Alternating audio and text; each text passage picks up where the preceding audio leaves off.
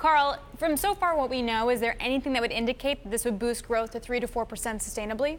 I don't think we're able to make that Come on, man. starry-eyed supply-sider leap from this plan. That being said, incentivizing businesses to stay on U.S. soil certainly is beneficial. So we have to think seriously about corporate tax reform. However, two things pop out to me based on Mike's comments, actually. What may be considered wealthy in Oklahoma is middle class in California or along much of the East Coast here.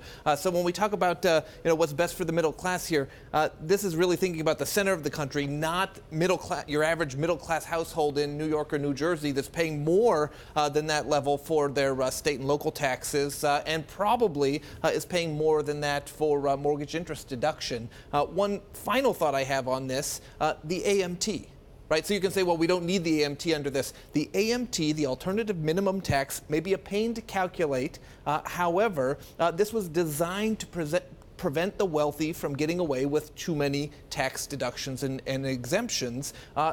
If this is not a tax cut for the wealthy, then we don't really need to get rid of the AMT. Just leave it in place just in case. Well, it's a big revenue loser to get rid of the AMT, and one of the problems, it was never indexed for inflation, so more and more people fall into it. But as we were talking about earlier, the wealthy get only about 30% of their income from wages and salaries. Most of their income comes from investment income, so the AMT was a way to try to equal that out and get the wealthy to pay more. So we don't know how all of this interacts. As you point out, though, because it was never indexed, the AMT has really become more of a tax on middle class and upper middle class families. Wealthy taxpayers aren't paying the AMT because to tax all their income at 28% would actually be a tax cut relative to what they would otherwise pay. So I think the AMT, actually, the repeal of the AMT is designed, it's both a simplicity factor, but it also provides some benefit to many of those same families you were talking about on the coast, in New York and in California, because that's where the AMT liability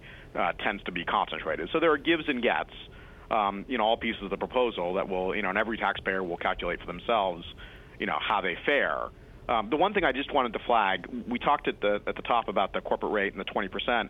It is not clear to me that at the end of the day, that is in fact going to be permanent.